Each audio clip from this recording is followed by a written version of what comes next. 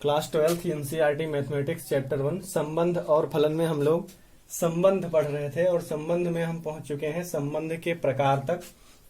संबंध के प्रकार में हम लोग 5 प्रकार के संबंध पढ़ चुके हैं।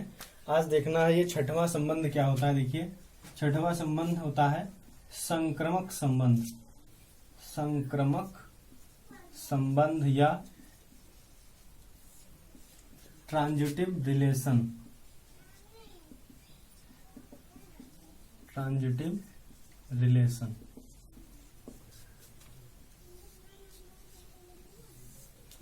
संक्रमक संबंध या ट्रांजिटिव रिलेशन क्या होता है। देखिए यहाँ पे मान लीजिए कोई एक अरिक्त समुच्चय है और यहाँ ए से हम लोग 3 एलिमेंट लेते हैं। मान लीजिए x, y, z belongs to capital A से 3 एलिमेंट लीजिए। अब यहाँ पे ध्यान दीजिए, मान लीजिए x और y रिलेशन में बिलोंग कर रहा है। x, y belongs to capital R और y, z belongs to capital R। मतलब x संबंधित है y से और y संबंधित है z से। दिस इंप्लाइज दैट अगर x संबंधित हो जाए किससे, z से, यानी x, z अगर also belongs to capital R, तब हम कह सकते हैं कि ये जो संबंध R होगा वो कौन सा संबंध होगा, संक्रमक संबंध हो जाएगा। फिर से देखिए, ए कोई अरिक्त समुच्चय दिया गया है, नॉन एम्प्टी सेट है और ए से हम कोई 3 एलिमेंट ले रहे हैं। देखिए x, y, z belongs to capital A. तो यहां से अगर x और y में रिलेशन है, x, y belongs to capital R and y, z also belongs to capital R। उसके बाद हम ये देखेंगे कि अगर x और z भी कैपिटल R में बिलोंग कर रहा हो तो R क्या हो जाएगा। देखिए संक्रमक संबंध हो जाएगा। ये R जो होगा, रिलेशन R होगा, वो संक्रमक संबंध हो जाएगा। संक्रमक संबंध या ट्रांजिटिव रिलेशन क्या होता है। देखिए माना ए कोई अरिक्त समुच्चय है,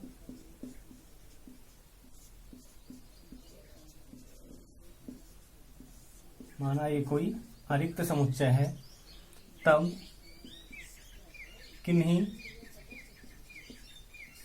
x, y, z belongs to capital A के लिए, कैपिटल ए के लिए यदि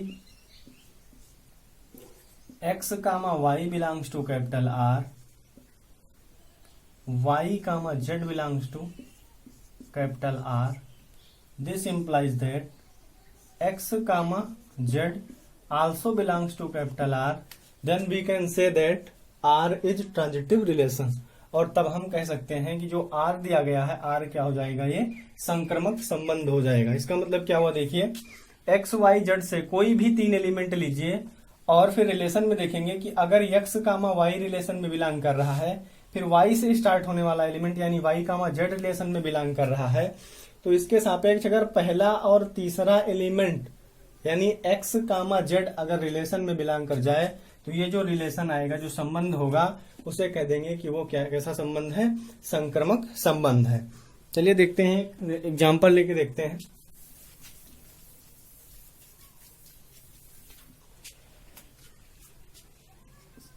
मान लीजिए capital A is equal to दिया गया है 1, 2, 3 और इस पर एक रिलेशन मान लीजिए लिखा हुआ है 1, 2, 2, 3 एंड 1, 3। तो यहां से देखिए 1, 2 इसको मान लीजिए क्या, x, y और इसको मान लीजिए क्या, y, z। x, y, z। तो यहाँ पे देखिए x, y यानी 1, 2 रिलेशन में बिलोंग कर रहा है। फिर 2 से स्टार्ट होने वाला एलिमेंट देखिए 2, 3 रिलेशन बिलोंग कर रहा है। तो यहां से देखेंगे कि पहला और तीसरा एलिमेंट अगर 1, 3 भी रिलेशन में बिलोंग कर जाए, तो देखिए 1, 3 भी रिलेशन में बिलोंग कर रहा है। इसका मतलब क्या हुआ, ये x, z also belongs to capital R। इसलिए हम कह सकते हैं ये जो रिलेशन कैपिटल R दिया गया है, ये रिलेशन कैसा हो जाएगा, संक्रमक संबंध हो जाएगा।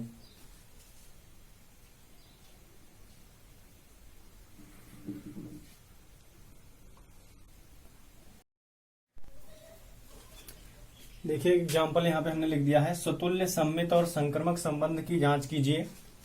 स्वतुल्य सममित और संक्रमक संबंध की जांच करना है। यहाँ पे एक सेट दिया गया है, देखिए A इज इक्वल टू 1 2 3 4 5 6, इसमें 6 एलिमेंट है यहाँ पे देखिए, और इस सेट A पर 4 रिलेशन यहाँ पे अलग अलग लिखे गए हैं, और इन चारों रिलेशन में हमको स्वतुल्य सममित और संक्रमक संबंध की जांच करना है। तो पहला रिलेशन सबसे पहले देखिए, और इसमें हम लोग सबसे पहले क्या चेक करेंगे कि ये संबंध जो दिया गया है ये स्वतुल्य संबंध है या नहीं है। तो चलिए देखिए स्वतुल्य संबंध होता क्या है कि for each x belongs to capital A, x comma x belongs to capital R, ये होना चाहिए। मतलब क्या है कि A में जो भी एलिमेंट है उनका डबुलेट मिलना चाहिए, वो एलिमेंट स्वयं से रिलेटेड होना चाहिए। तो यहाँ पे देखिए सबसे पहले जो पहला रिलेशन दिया गया है इसमें देखेंगे कि क्या कैपिटल R में सेट A के जितने भी एलिमेंट हैं क्या उनका डबुलेट मिल रहा है यहाँ पर। तो सबसे पहले आप देखिए सेट A का पहला एलिमेंट क्या दिया गया है 1, तो यहाँ पे देखिए 1 कामा 1 मिल रहा है। दूसरा एलिमेंट 2 है तो 2 कामा 2 मिल रहा है, मतलब 1 कामा 1। इसका मतलब क्या हुआ, जो भी एलिमेंट A में आ रहे हैं वो सब स्वयं से क्या है, रिलेटेड है। इसलिए यहाँ पे हम लोग देखेंगे कि ये जो रिलेशन 1 दिया गया है ये रिलेशन 1 क्या हो जाएगा, देखिए स्वतुल्य संबंध है, ये स्वतुल्य संबंध है। पहला रिलेशन जो दिया गया है ये रिफ्लेक्सिव रिलेशन है, क्योंकि सेट A में जितने भी एलिमेंट दिए गए हैं सबके डबलेट हमको मिल रहे हैं, मतलब सेट A के जितने एलिमेंट हैं वो सब स्वयं से संबंधित हैं। इसलिए जो रिलेशन 1 दिया गया है ये क्या हो जाएगा, स्वतुल्य संबंध हो जाएगा। अब रिलेशन 1 में हमें चेक करना है कि क्या रिलेशन 1 सममित संबंध है या नहीं। सबसे पहले देखिए सममित संबंध में क्या होता था कि जो भी x comma y belongs to capital A हो, दो एलिमेंट आप वहां से लीजिए, और इन दोनों एलिमेंट में जो पेयर बनेंगे x कामा वाई अगर R में बिलोंग कर रहा है तो इसका उल्टा y कामा x अगर रिलेशन R में बिलोंग कर जाए तो हम ये कहेंगे कि दिया गया रिलेशन क्या है, सममित रिलेशन है या सममित संबंध है। तो यहाँ पे हम लोग देखेंगे, देखिए क्या दिया गया है R में, देखिए कि क्या इसके जो एलिमेंट यहाँ पे युग्म के रूप में दिए गए हैं क्या इनके उल्टा, इनका व्युत्क्रम एक हिसाब से कह लिया जाए, क्या इनका व्युत्क्रम या इनका उल्टा भी इसमें बिलोंग कर रहा है। तो सबसे पहले देखिए 1 कामा 1 दिया गया है, और 1 कामा 1 का उल्टा क्या होगा, 1 कामा 1 ही होगा। 2 कामा 2 और 2 कामा 2 का उल्टा क्या होगा, 2 कामा 2 ही होगा। तो यानी कि जहां पर डबुलेट मिलेगा, केवल और केवल डबुलेट मिलेगा, वहां पर जो हमारा संबंध होगा वो संबंध क्या हो जाएगा, सममित संबंध हो जाएगा। क्योंकि 1 कामा 1 अगर बिलोंग कर रहा है कैपिटल R में तो इसका उल्टा 1 कामा 1 आल्सो बिलोंग करेगा किसमें, कैपिटल R में। तो इसका मतलब क्या हुआ, जो पहला रिलेशन आपका दिया गया है ये स्वतुल्य भी है और सममित भी है। देखिए स्वतुल्य भी है और सममित भी है ये संबंध। उसके बाद हम लोग क्या देखेंगे, संक्रमक है या कि नहीं। यहाँ पे हम लोग चेक करेंगे कि ये जो संबंध हमारा दिया गया है कैपिटल R ये संक्रमक संबंध है या नहीं। तो यहाँ पे ध्यान दीजिए एक छोटी सी बात, सबसे पहले कि संक्रमक संबंध में अभी क्या बताया गया है आप लोगों को। संक्रमक संबंध में बताया गया है कि अगर 3 एलिमेंट, किन्हीं 3 एलिमेंट के लिए जो कि कैपिटल A में बिलोंग कर रहे हैं उनके लिए अगर x कामा y बिलोंग कर जाए किसमें, कैपिटल R में, और y कामा z बिलोंग कर जाए किसमें, कैपिटल R में, और अगर x कामा y R में है, y कामा z R में है, और इसके सापेक्ष अगर x कामा z भी कैपिटल R में बिलोंग कर जाए तो हम ये कहेंगे कि जो रिलेशन दिया गया है ये क्या हो जाएगा, संक्रमक संबंध हो जाएगा। लेकिन यहाँ पे एक छोटी सी बात समझनी ये है कि मान लीजिए 3 एलिमेंट आपने लिया x y z belongs to capital A के लिए, और x कामा y R में बिलोंग कर रहा है, x कामा y अगर R में बिलोंग कर रहा है, लेकिन अगर यहाँ पे देखिए y कामा z R में ना हो, मतलब क्या हुआ कि अगर x कामा y R में बिलोंग कर रहा है और y से स्टार्ट होने वाला कोई भी एलिमेंट या कोई भी युग्म R में बिलोंग नहीं कर रहा है तो हमको x कामा z चेक करने की आवश्यकता नहीं है। यानी कि अगर x कामा y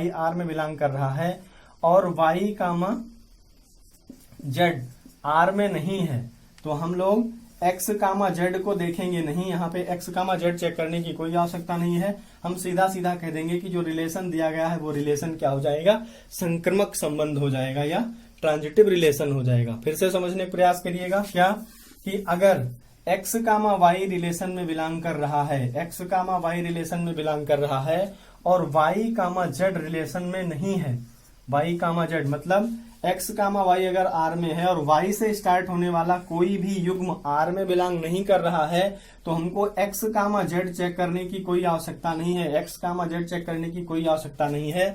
हम लोग सीधा कह देंगे कि जो आर दिया गया है यहाँ पे वो आर क्या हो जाएगा, संक्रमक संबंध हो जाएगा। तो यहाँ पे जो पहला रिलेशन दिया गया है देखिए 1 कामा 1 दिया गया है, इसको अगर x लिख दिया जाए, इसको y लिख दिया जाए तो x comma y relation R में है।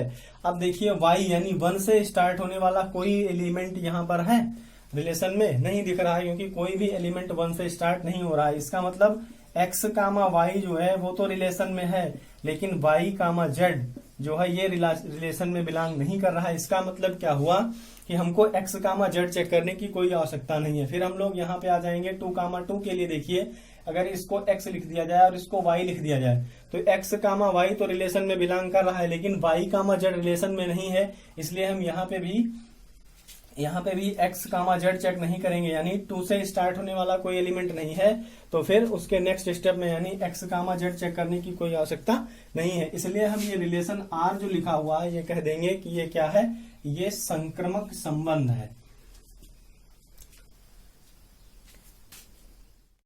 दूसरा रिलेशन देखिए क्या दिया गया है, R इज इक्वल टू 1 कामा 1, 2 कामा 2, 3 कामा 3, 4 कामा 4, 5 कामा 5, 6 कामा 6, 1 कामा 2 और 2 कामा 1।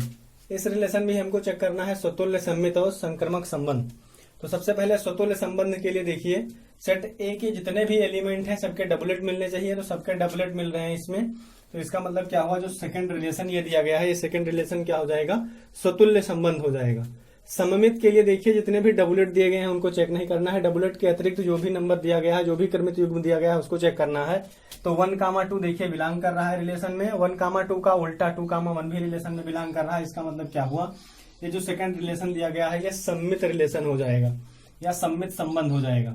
यहाँ पे संक्रमक संबंध चेक करना है। देखिए संक्रमक संबंध के लिए देखिए x कामा y यानी 1 कामा 1 और 1 को यहाँ पे x मान लीजिए, इसको y मान लीजिए, तो x कामा y रिलेशन में बिलोंग कर रहा है। देखिए y से यानी 1 से स्टार्ट होने वाला कोई एलिमेंट है, हाँ यहाँ पर ये दिया गया है 1 कामा 2, तो x कामा y दिया गया है और y कामा z देखिए x कामा y रिलेशन में है, y कामा z रिलेशन में है। तो x और z को देखिए, x कामा z देखिए, x कामा z का मतलब क्या हुआ 1 कामा 2 और 1 कामा 2 देखिए अगर रिलेशन में बिलोंग कर रहा है तो यहाँ पे देखिए 1 कामा 2 रिलेशन में बिलोंग कर रहा है। उसके बाद क्या काम करेंगे, देखिए दूसरे एलिमेंट को देखिए 2 कामा 2 दिया गया है, यहाँ पे इसको क्या मान लीजिए x कामा y मान लीजिए।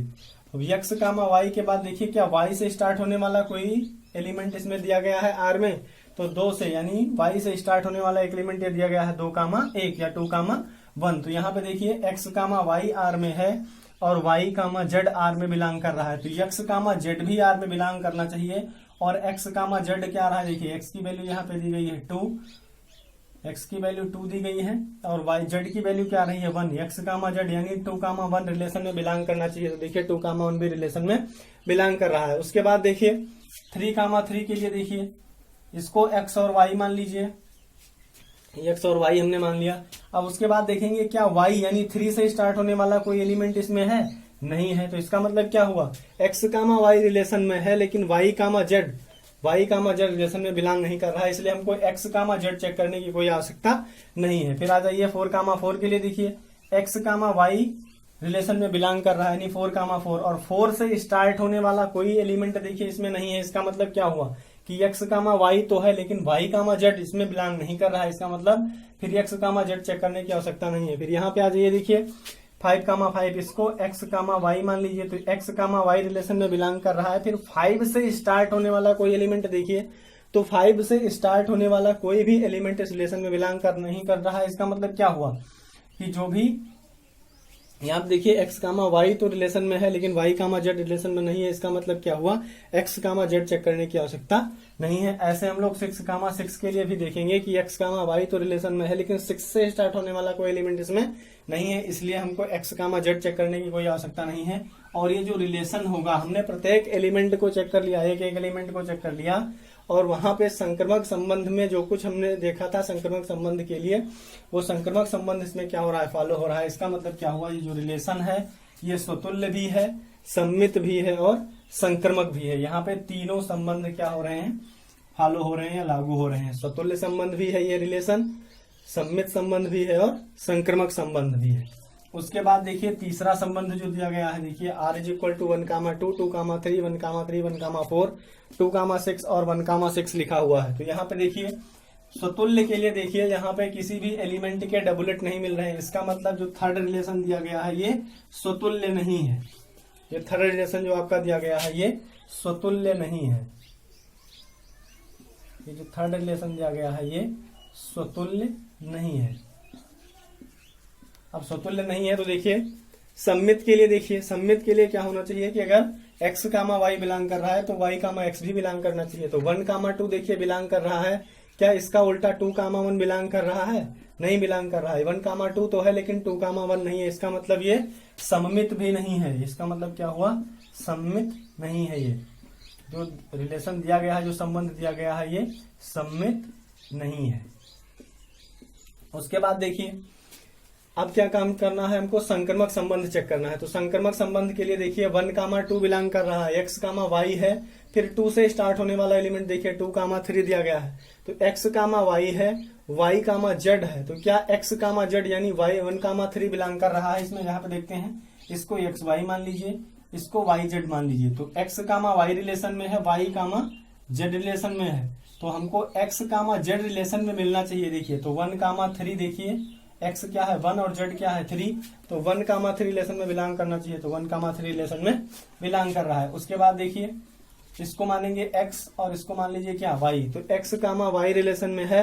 अब y यानी 3 से स्टार्ट होने वाला देखिए कोई एलिमेंट है, तो 3 से स्टार्ट होने वाला कोई एलिमेंट नहीं है। इसका मतलब x, y तो रिलेशन में है लेकिन y, z रिलेशन में बिलोंग नहीं कर रहा है। इसका मतलब x, z चेक करने की कोई आवश्यकता नहीं है। फिर यहाँ पे आ जाइए, देखिए 1,3 यानी x, y तो है। अब 3 से स्टार्ट होने वाला कोई एलिमेंट नहीं है। इसका मतलब क्या हुआ कि x, y तो है लेकिन y, z नहीं है। इसका मतलब x, z चेक करने की कोई जरूरत नहीं है। फिर यहाँ पे आ जाइए 1,4 देखिए 1,4 रिलेशन में बिलोंग कर रहा है। अब 4 से स्टार्ट होने वाला कोई एलिमेंट नहीं है। इसका मतलब x, y तो है लेकिन y, z रिलेशन में बिलोंग नहीं कर रहा है। तो हमको x, z चेक करने की कोई आवश्यकता नहीं है। इस वाले रिलेशन के लिए देखिए ऐसे 2,6 दिया गया है और 6 से स्टार्ट होने वाला कोई एलिमेंट नहीं है। फिर यहाँ पे आ जाइए, देखिए 1,6 दिया गया है। क्या दिया गया है 1,6 और 6 से स्टार्ट होने वाला कोई एलिमेंट नहीं है। इसका मतलब क्या हुआ कि ये जो रिलेशन कैपिटल R दिया गया है ये संक्रमक संबंध है। यहाँ पे कौन सा संबंध है, ये संक्रमक संबंध है। जितने भी पेयर हैं सबके लिए हमने देखा कि सबके लिए संक्रमक संबंध का नियम यहाँ पे क्या होता है, लागू होता है। उसके बाद चौथा संबंध देखिए r इक्वल टू दिया गया है 1,1, 2,2, 3,3। यहाँ पे देखिए क्या दिया गया है। चौथे संबंध के लिए देखिए 1,1, 2,2, 3,3 के लिए सबसे पहले स्वतुल्य चेक करेंगे। तो स्वतुल्य के लिए देखिए 1, 2, 3 का तो डबलेट मिल रहा है लेकिन 4, 5, 6 का डबलेट नहीं मिल रहा है। इसका मतलब ये स्वतुल्य नहीं है, स्वतुल्य नहीं है। जो संबंध दिया गया है ये स्वतुल्य संबंध नहीं है। उसके बाद सम्मित चेक करना है। तो सम्मित के लिए देखिए 1,1 उसका उल्टा 1,1, 2,2, 2,2 का उल्टा 2,2, 3,3, 3,3 का उल्टा 3,3। यहाँ पे x, y भी है और उसका उल्टा y, x भी है। इसलिए जो संबंध दिया गया है ये सम्मित संबंध हो जाएगा। डबलेट वाले जितने भी रिलेशन होंगे वो क्या होंगे, सम्मित संबंध हो जाएंगे। और उसके बाद सम्मित संबंध है यहाँ पर देखिए।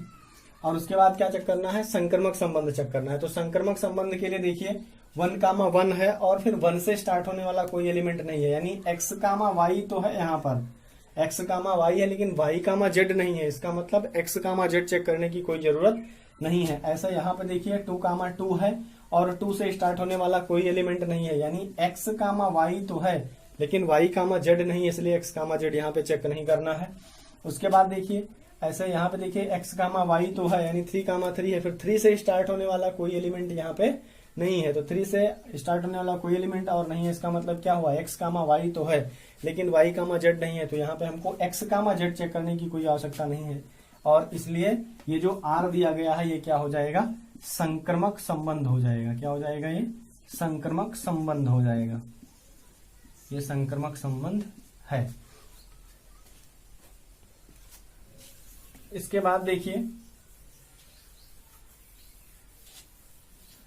अगर हमको दिखाना है कि स्वतुल्य संबंध है, अगर हमको ये चेक करना है कि स्वतुल्य संबंध है, स्वतुल्य संबंध है, ये दिखाना है, तो सेट ए के सभी डबलेट मिलने चाहिए। सेट ए के सभी अवयव के डबलेट मिलने चाहिए। अवयव, सेट ए के सभी अवयव के डबलेट मिलने चाहिए, हमको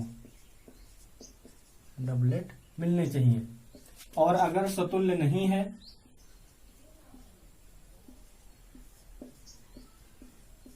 स्वतुल्य नहीं है, तो सेट ए के अवयव के किसी एक एलिमेंट का अगर डबलेट नहीं है, कोई एक एलिमेंट का डबलेट, कोई एक अवयव का डबलेट ना हो, अगर किसी एक एलिमेंट का डबलेट नहीं है तो हम ये कह देंगे कि वो संबंध स्वतुल्य।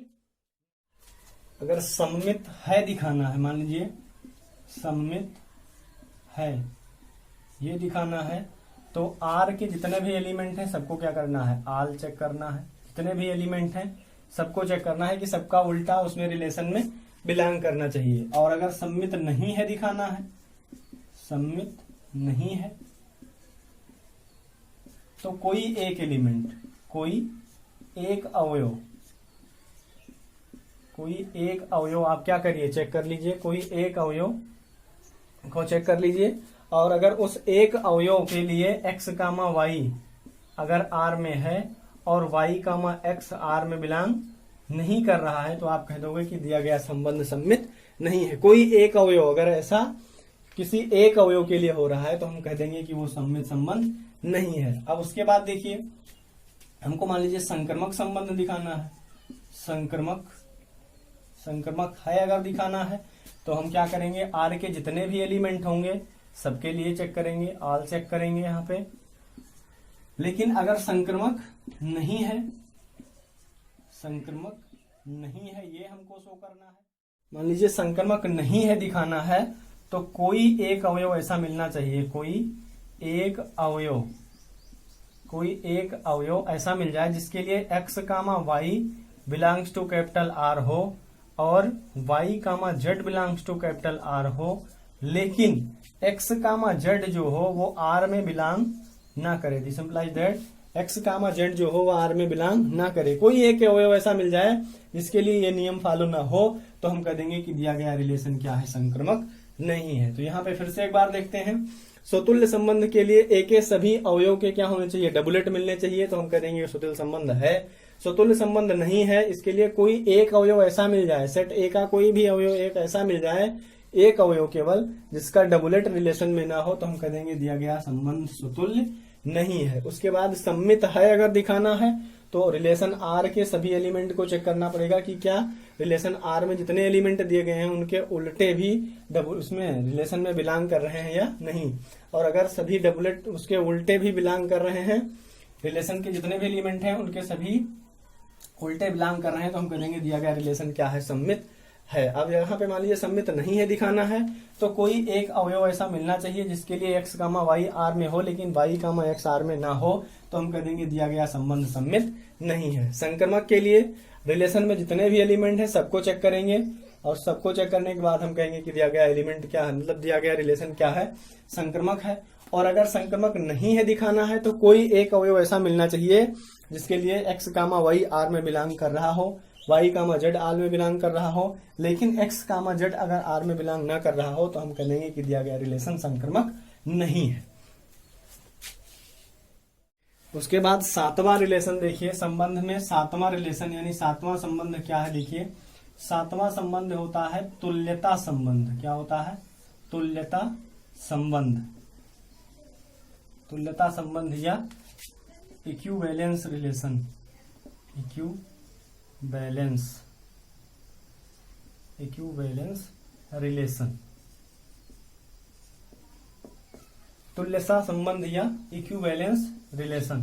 तुल्यता संबंध या इक्विवेलेंस रिलेशन क्या होता है, देखिए मान लीजिए सेट ए कोई दिया गया है जो कि अरिक्त सेट है, नॉन एम्प्टी सेट है। अगर इस सेट ए के लिए हम कोई रिलेशन आर लिखें और वो आर क्या हो जाए, स्वतुल्य हो, सममित हो और संक्रमक हो। स्वतुल्य, सममित और संक्रमक तीनों हो तो इस आर को एक नया नाम दे देते हैं। इस आर को क्या बोलते हैं कि ये जो रिलेशन यानी संबंध दिया गया है ये कैसा संबंध है, ये तुल्यता संबंध है या इक्विवेलेंस रिलेशन है। माना ए कोई अरिक्त समुच्चय है, माना ये कोई क्या है, अरिक्त समुच्चय है, अरिक्त समुच्चय है। तब ए से ए में संबंध, ए से ए में संबंध कैपिटल आर, ए से ए में संबंध कैपिटल आर तुल्यता संबंध कहलाता है। तुल्यता संबंध कहलाता है, तुल्यता संबंध कहलाता है यदि नंबर 1 आर क्या हो, आर स्वतुल्य हो, आर स्वतुल्य हो। नंबर 2 आर क्या होना चाहिए, आर सममित हो और तीसरा आर क्या हो, आर संक्रमक हो।